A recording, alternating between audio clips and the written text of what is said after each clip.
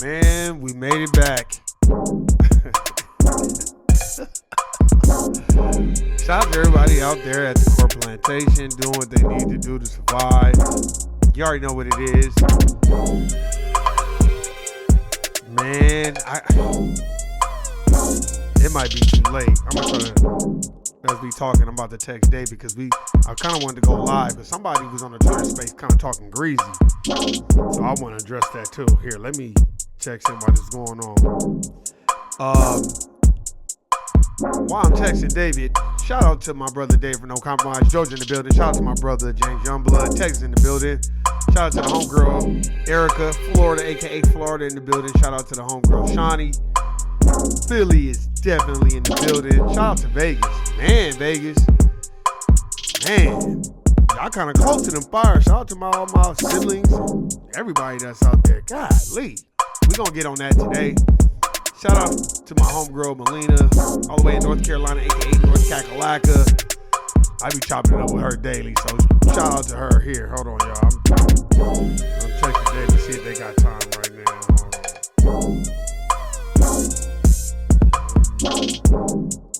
Hold on. Free in about 20 minutes. Cause it's probably 9 o'clock. I just texted him to see if he wanted to go live real quick. But shout out to everybody, man. I'm looking at all these fires and stuff, so we about to get into it. Let's get it.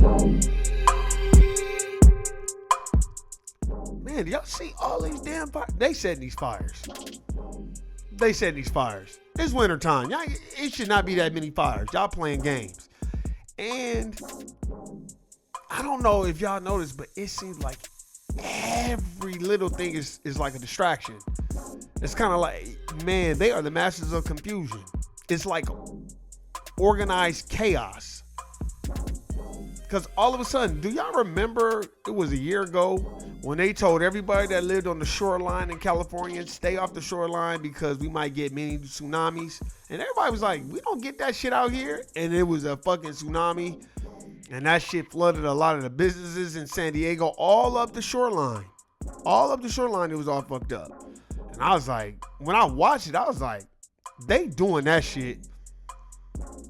And this is before Leave the World Behind, if I'm not mistaken. But I was like, that shit, not that it looked fake, but I'm pretty sure they can do some type of sonic boom in the water and make that water do a tsunami. That's what I believe. I don't put nothing past nobody. After slavery, shit, I'm not putting nothing past no United States of American incorporated government. Y'all done lost y'all damn mind. So now here we go with the fires. And it's almost like it's every year a fire. How is it y'all can find every black criminal under the damn sun, right? Y'all can tell us what the black man had on, how much money he had on him. But when it comes to Luigi, y'all didn't find him for 3 or 4 more days. Then when y'all found him, he willingly gave you his ID and he was eating at McDonald's or something. Come on, man. Like, these stories don't add up. But when it comes to niggas, they'll find you immediately, ASAP. You're found. Then the car blows up in front of Trump Tower. It's like, come on. Now y'all setting these fires. And what's the excuse now? Oh, it was a lightning thing? So these fires just happen to make it to Pasadena and make it all the way to LA? Come on, y'all. This is happening every year. And I believe it's a cleansing. I think they don't want all those people in California.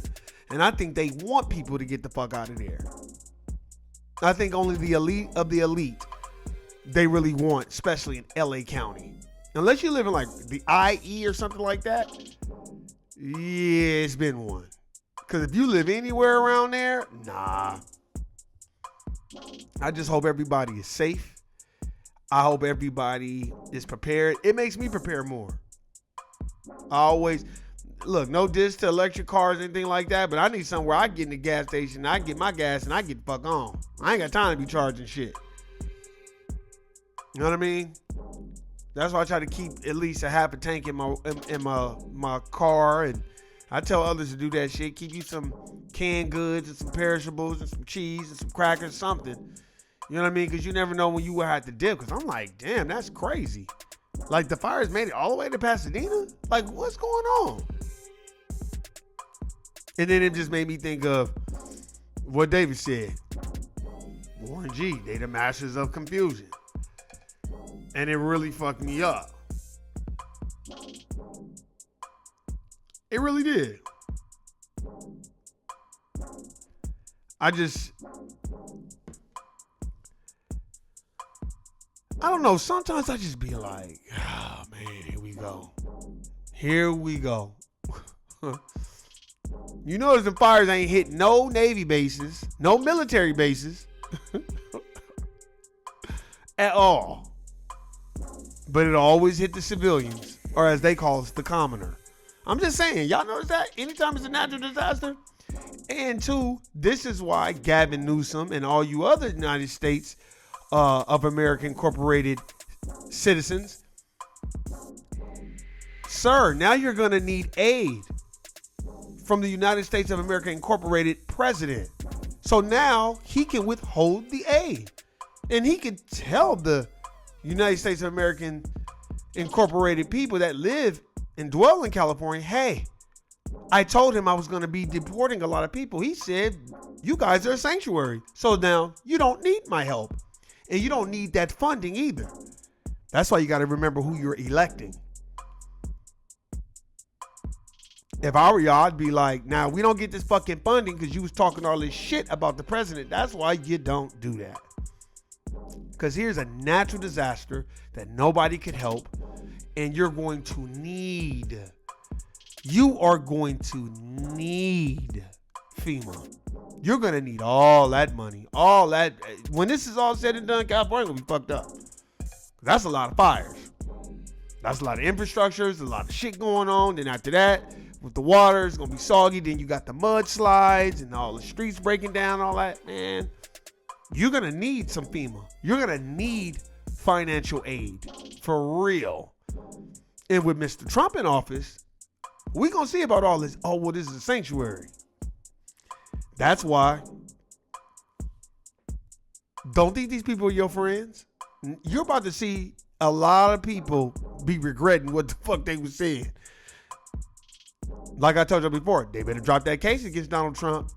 That is the president. That is the president-elect and will be the seating president. Better leave this man alone.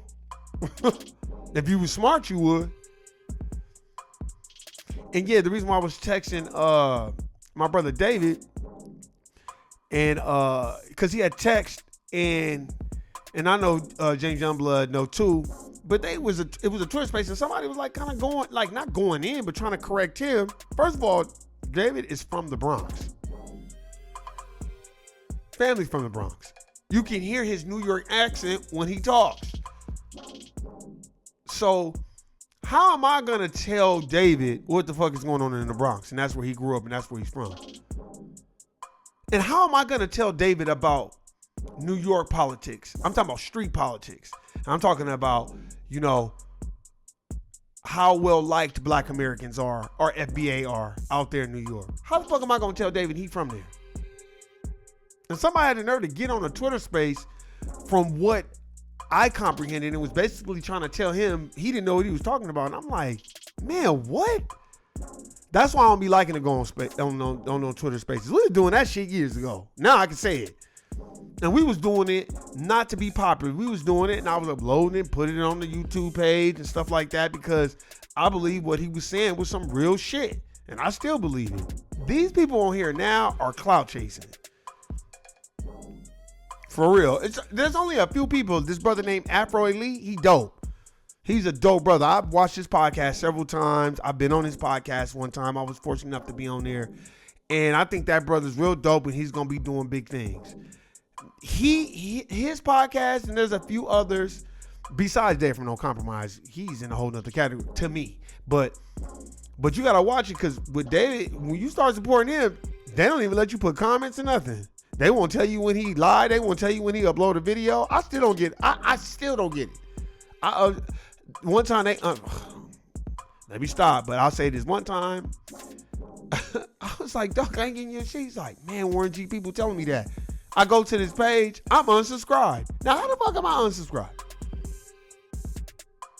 I really feel like, this is just my personal opinion, I really feel like the powers that be, they don't want certain people in certain people's circles. You like, I'm talking about social media wise. I did a live with David, James Youngblood. Everything was good. I'm laughing, joking. But when we start talking about that real shit, when I start talking about the real shit, dropped. Couldn't get back on. I couldn't even message them from my IG. I had to text message them and be like, man, my shit is tripping. That's why y'all know I don't be going live like that. Now, if I want to do some music, something like that, oh, let me go live all day long. You know what it reminds me of? I remember this before Elon Musk owned Twitter. This is right before I met David. When I used to be saying all kinds of crazy, stupid shit, oh, it would let me go viral. Like, you know, my tweets. I remember one tweet I said something funny.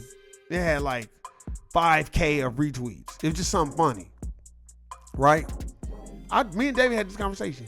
As soon as I start going in on the dominant society about anti-black racism and all that, this is before Elon Musk owned it, my account would get suspended.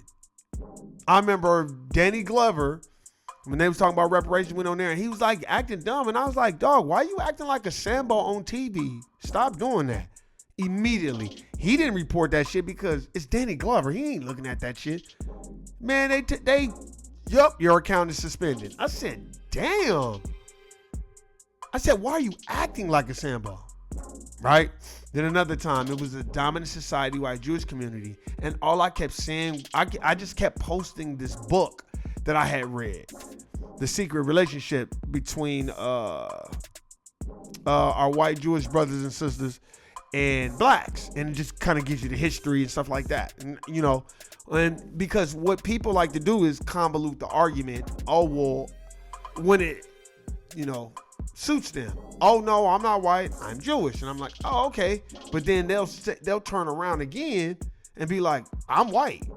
So that's where I kept saying, well, if you claim to be a part of this racial group of what y'all call yourselves, and then I just started posting highlighted excerpts from the book. Out of there. Page suspended. Then I got into it again. This is right before I met David. Because I didn't have Twitter since 2011 or 2012. So, and then I think like the last and final time I was getting into it with somebody, and I just was like, you're not from this country. You don't know your history. You sound ignorant. And reading is fundamental or some shit like that. And then boom, all them people start coming at me. So I'm going back at these motherfuckers. I remember I used to be on Twitter real tough till like 2-3 o'clock in the morning, going at these motherfuckers all day. This is before the FBA movement. This is before a lot of that shit. Snatched. The last time they snatched it, it was like, yeah, your account is done. Yep. And then when I got my new Twitter is when I had met David. And by the time I had met David could tell you now, he'll see on my Twitter, I just retweet stuff. Hardly ever will you hear me say shit. I just normally retweet. You like, why? Well, why you normally just retweet? Because before Elon Musk bought that shit, like, man, I had got suspended with the new Twitter right before I met David. And I was like, man, I ain't doing this shit no more. So I would retweet. I would just retweet people. And then I know they were like taking followers away, because how could you have a tweet? Me and David talked about this. How could you have a tweet go 5K worth of retweets, but ain't nobody following you? And I didn't even really notice it until my account was getting suspended a lot. And I was like, damn, I got all these retweets. You know, but it's saying right here I only got 100 followers. And I'm laughing because I'm like, and then it was like, you got 200. you're following 200 people and you got 100 followers. And I'm like, well, that doesn't make sense because I got those many retweets and I only have 100 followers. I should have like 300 followers or 400 followers, right? That's what I'm thinking. And then after a while, I just was like, they fucking with this shit. And I felt like they was doing the same shit that YouTube low-key be doing. And that's why I feel like it's all controlled opposition. I don't believe any of these people are our friends. I don't believe the powers that be understand that there are a lot of people that are left-brain thinkers that's like, y'all playing games and shit. Y'all playing games, whether, in my personal opinion, this is my personal opinion. It's not based on their science or anything like that. I'm just what I observed. And what tripped me out about the whole Twitter situation was, how you gonna argue with a person like David about something? He from there. Like, how you like, and it isn't like David is on some agent provocateur shit. David was the main one. David was calling out Fat Joe when nobody was calling that nigga out. That's a fact. That's a fact. Y'all better go back and listen to them old Twitter spaces. He was never a fan of Fat Joe. I can't lie. David would big up Big Pun. He'd be like, Warren G, Big Pun was that dude. Fat Joe, garbage. and you know, David, he don't cuss or nothing. That brother's very articulate. I noticed that about him. He don't cuss at all, like, which is dope. So it's easy for me to remember what he be saying because he just be like, nah, Warren G, Fat Joe is not that dude. He was like, Big Pun. He's like, Big Pun was alright. He was like, but Fat Joe, Warren G, nah, I'm from the Bronx. Like, no, Warren G. He's like, nah. Because we done had several Twitter spaces about, Fat Joe. Like, all the time. I'm talking about this is before that 50-50. Right before Fat Joe started saying that shit. Oh, my God. Man, David used to be lighting his ass up because he didn't really start saying that shit till like a year ago, 2 years ago. Like a year and a half ago, he really started pushing that 50-50, when it was almost time for the Olympics. But we were doing Twitter spaces before that. So when we were doing Twitter spaces before it, David would be like, and when we would go Instagram Live, David be like, Warren G, could I speak about Fat Joe? And I'd be like, go ahead. He used to be going in then. He would be going in then. And he wasn't doing that shit for shock value or so we can get followers, because that was one thing we did not do. When we would do Twitter spaces and Instagram Live, David and James can tell you, I don't be doing that sucker shit. Like get a nigga on a live and like try to flip the damn interview on him. I hate people like that. That Jerry Springer bullshit. No, man. David done know me for a minute. James done know me for a minute. I don't do the cloud chasing shit because I feel like it's a waste of time.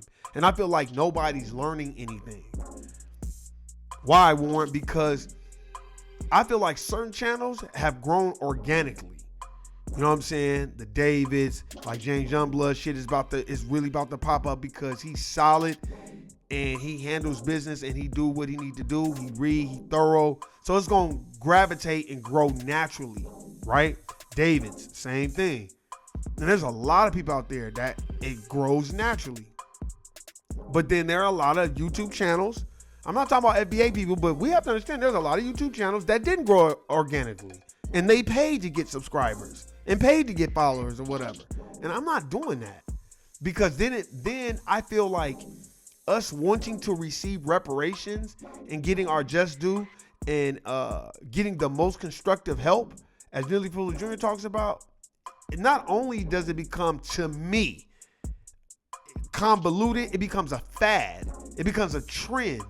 And then with trends, guess what? When a new trend comes along, nobody's talking about the old trend. That's what I feel. And I feel like a lot of the times that's what's going on. We address the fucking, no, Fat Joe, it's not 50-50 and none of that shit. And you seem like an op. He goes on the damn channel, on Math Hopper's channel, and calls broke niggas and they laughing. And it's like, Fat Joe, you don't even understand. I don't care if you're Puerto Rican. I'm not from New York. So if you come to the West Coast with that sucker shit, a lot of niggas ain't gonna appreciate that. And they ain't gonna give a fuck who you are. And I just think that we was ahead of that shit, David, man. Man, I gotta get that brother probably like, why you always, cuz that nigga was ahead of that shit. I be wanting my props when I'm ahead of something. This nigga David was talking about that Fat Joe shit way before he started saying this 50-50 shit. And I used to always be thinking like, damn, this nigga David be going hard on Fat Joe. And now that we can speak about it openly, David, my sister and them didn't like Fat Joe. Look, let me tell you something. And we're going to keep it a buck. I remember when I was in high school, my sister used to pick me up. And my brother-in-law, my nephew's dad, I never heard them bumping Fat Joe. Ever. And I was around them a lot. I was at their house a lot. I never heard no fucking Fat Joe. My brother-in-law had every album. Him and my sister, they had every album imaginable. That's probably where I got a lot of that shit from. And I never heard Fat Joe. I remember one time, this is how I know. Tasha probably don't even remember this shit. I remember we went to California. We went to California. This is like 2005. Listen, David. This is some funny shit. She probably don't remember this story. We went to California in 2005, right? To visit our aunt and our uncle, right? 2005, right? So we was in Baldwin Park, and we was at some store. I'll never get this shit. And I was bumping Fat Joe because Timberland had did a beat for him. So I was bumping it. Man, my sister was like, man, who the fuck is this? She was like, that beat popping, but who is that rapping? I was like, that's Fat Joe. Like, yeah, that's Fat Joe. She's like, Fat Joe? And I'll never forget that shit. I've never heard my brother, my older sister, nobody bump no Fat Joe. So when David was like, don't nobody respect Fat Joe like that. Like, he ain't that dude, Warren G. That's all he would say is, bro, he's not that dude, Warren G. He's not that dude. He's just not that dude. So to match those stories, David was on point. And he was saying that shit about Fat Joe way before all this controversy and him talking about 50-50. And we had to take heat, and we got to start giving people props. That's why I brought up that story in 2005. My sister probably ain't even going to remember that shit, but I did. And that shit was funny as a motherfucker because the look she gave me, like, nigga, if you don't cut this bullshit off. Like, the beat is banging, but nah. Like, basically, like, the beat is banging, but basically Timberland wasted a beat on Fat Joe. That was kind of like the look. You know what I'm saying? And she wasn't lying. She wasn't lying, because when I play with people be like, who the fuck is this? That beat cold. She wasn't the only one that said that, but she was the first person to say it to me. And then after I would play for other people, they'd be like, who the fuck is this? I'm like, it's Fat Joe. They like, that beat cold. But they would never be like, they would say the same shit as David. And at first, this is black people, and at first I just be like, damn, why niggas don't like Fat Joe? Because I'm thinking, like, I'm supporting. Look, man, I wasn't all this way. I'm like, oh, he Puerto Rican. Hey, he cold. He cold. You know, let's support him. Puerto Rican and black. Woo, man, every black person I play. I'm talking about every foundational American person I play. This is 05. Was like, who the fuck is this rapping? And my dumb ass, that's Fat Joe. They like, yeah, the beat cold, but nah. They just wasn't feeling them. And I know a lot of West Coast black folk don't fuck with Fat Joe like that. I met a lot of West Coast black folk. And you can put anything on their vibe to it. You put Snoop on, The Game, E40, Too Short, there's Cube, there's certain people you put on, they ain't gonna ask who it is. They know who it is and they gonna rock with it. But when I put that nigga on, niggas was like, who the fuck is this? Fat Joe. So to listen to what David was telling me years ago and then match it with them others, and I never told David those stories. David, if you ever listen to this podcast, leave a comment. I've never told David that story with my sister from 2005. Tasha probably ain't gonna remember it. I'll probably have to jog her memory, but we went out there like April, go visit our aunt and our uncle. And we was at some store in Baldwin Park, and I was playing that shit when we left, and she was like, damn, this beat cold. Who was that rapping? And I just was like, Fat Joe. She was like, she just gave me that look like, first of all, why would Timberland waste his beat on him?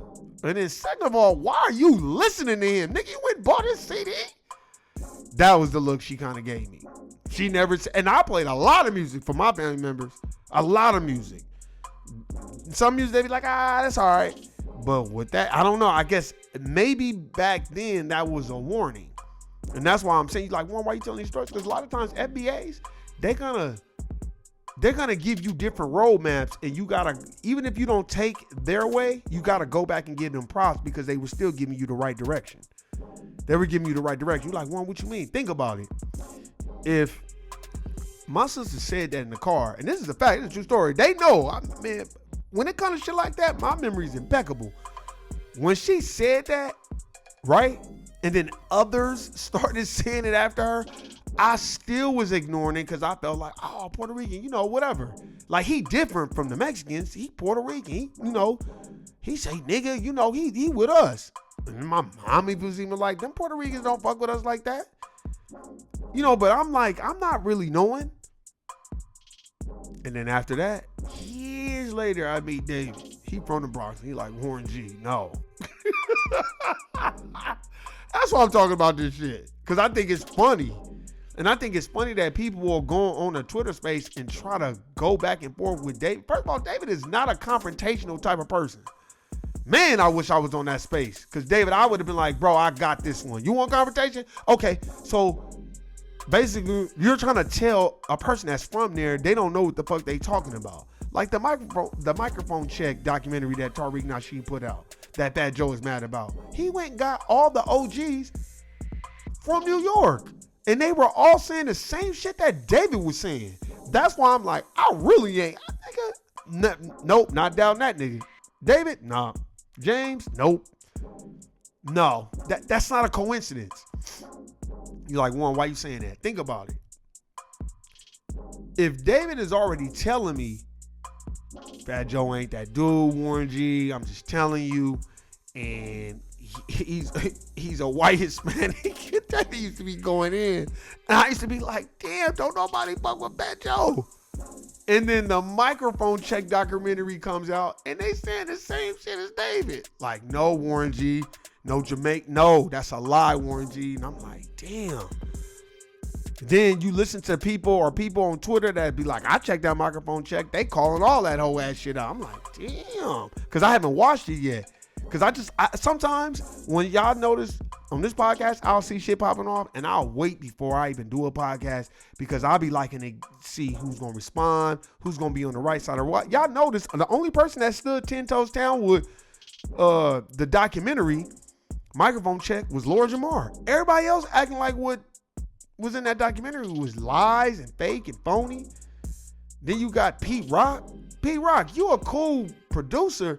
But bro, your man CL Smooth was just on Drink Champs kind of holding you accountable. Cause you was kind of holding up the cha-cha line with the paper. You making the paper, so you don't want to go on tour. You don't want to get no money, but you don't want to get no money with CL Smooth. Go watch that CL Smooth Drink Champs. He was breaking that shit down. Breaking it down.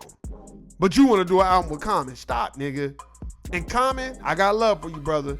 Shot Town all day, but nigga, I get it, but nigga, sometimes you got to tone it down.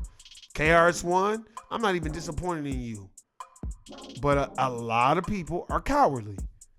That's why I give Lord Jamar problems. Lord Jamar's like, right is right, wrong is wrong on this one. Y'all was not the creators of hip hop.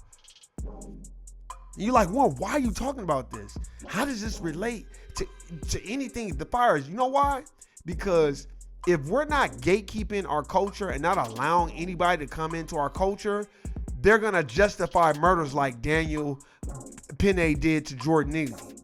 Y'all notice with the damn fucking mental health shit, like I told y'all before, that mental health don't apply to us. It only applied to them. Remember I told y'all that? It only applied to them. Well, Jordan Neely was mentally disturbed and had some mental health issues. And they let that man assassinate him on the damn subway with all them other tethers and everybody sit up there and let that man do that. Nobody even said, hey, dog, you killing him. Stop. You're fucking killing him, bro. No, everybody just let him do it. So that's why I'm talking about this. Because I appreciate people like my sister and just other people giving you a different roadmap. Like, nigga, you might want to turn left here, woo, woo. And that was in 2005. I never forgot that shit. They shit, Touch probably don't even remember. But ask them. I don't bump no Fat Joe no more. Because Fat Joe had albums out there, and they one line, Fat Joe albums were not that great. I just was trying to give him a chance because you know how black folk are. We are the most accepting racial group in the United States of America and in the world. I'm talking about foundational black Americans. I'm not talking about Africans and everybody else, but us, we are the most accepting racial group. We will teach you what we know, but the only thing we can't teach you is the algorithm. We can't teach you the law of rhythm. We naturally possess the law of rhythm. So we can't teach you that. But we're the most accepting racial group. So, I was just kind of trying to do it. But once I started to come into my own, especially listening to David and then thinking about everybody that was kind of not co-signing that shit in the early 2000s, I was like, yeah, let me go ahead and fall back. And then when he said that 50-50 shit, I was blown away.